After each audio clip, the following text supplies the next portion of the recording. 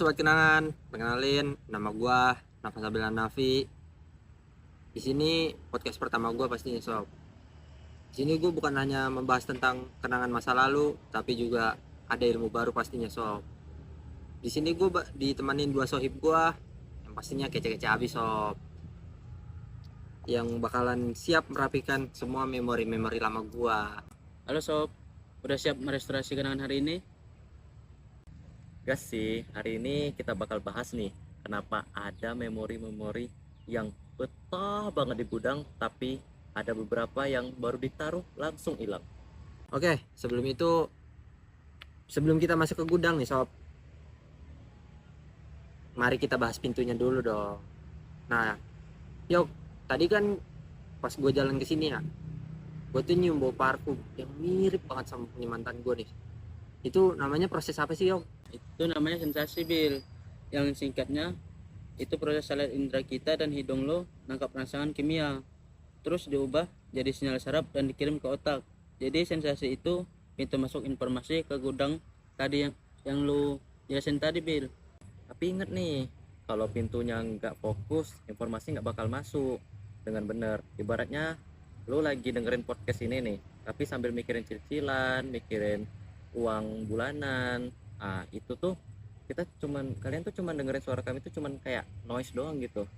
Jadi sensasinya dapet, tapi maknanya tuh nggak nyampe untuk memori kalian. Nah, berarti kalau misalkan kita udah masuk nih, informasinya lewat pintu, apakah langsung disimpan di gudang memori? Gak simpel itu dong. Ada prosesnya, ada 3 tahapan, yaitu pertama itu ada encoding, yaitu tempat pencatatan tuh.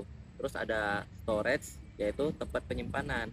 Kemudian ada retrieval. Retrieval itu kayak panggilan tuh buat memori kita.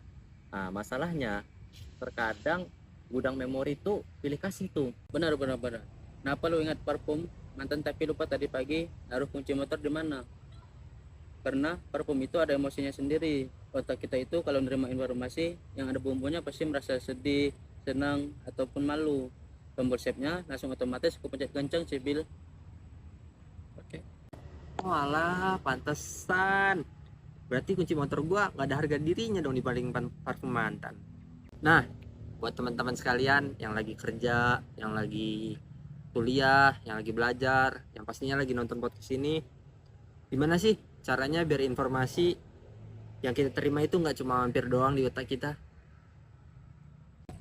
Tapi kalau menurut gua mending pakai dual coding aja sih. Soalnya itu teori dari Alan Paipio. Intinya jangan cuma ngandalin telinga atau audio, gabungin sama visual gambar lu tadi sih, Bil. Gini nih, kalau gue cuman cerita soal gajah, lu mungkin berpikir cuman tulisannya doang nih, GAJAH. Tapi kalau gue kasih gambar, nah mulai tuh merangsang dari panca indera mata lo ngerekam. Kalau dia punya telinga yang lebar, terus punya belalai, badannya besar, nah otak lo jadi punya 2 jalur nih buat nginget. Jadi kalau misalnya di kata-katanya itu lo lupa, jadi di visualnya itu lo bisa inget tuh.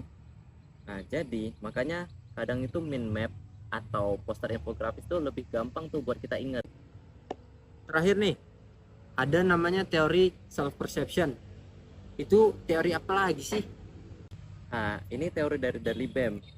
Kadang kita baru sadar nih perasaan kita setelah kita ngelakuinnya. Kayak misalnya lo pernah ngelakuin ketika lo lagi lapar nih, lo makan dengan lahapnya. Ah, terus lo sadar tiba-tiba setelah makan, ternyata gue selapar ini ya. Itu jatuhnya bukan kayak lo bantuin orang terus ya, sedangkan diri lo baru sadar, oh ternyata gua cukup peduli ya sama orang. Jadi kita kayak cuman rasa detektif buat diri kita sendiri aja. Kita amati perilaku kita yang keluar dari gudang tadi. Kita baru sadar, kita orang kayak gimana ya. Gokil abis. Ternyata gudang kenangan kita ini bukan cuma sistem yang menyimpan memori-memori pahit aja ya, tapi ada sistem yang luar biasa kerennya loh. Oke, poin penting hari ini simple banget. Kasih emosi ke setiap yang lo lakuin sob, biar itu membekas di hati lo atau di otak lo. Nah, dan juga sering-sering ngaca lewat perbuatan lo sendiri sob. Wih, siap Bel, siap.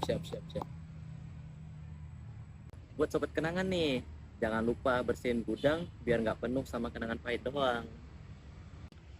Haha. Gua Nafa Sabila Nafi dan juga ada Saputra Payoga dan Wahyu Saputra. Kami izin pamit. Sampai jumpa di episode selanjutnya. See you next time. Bye bye.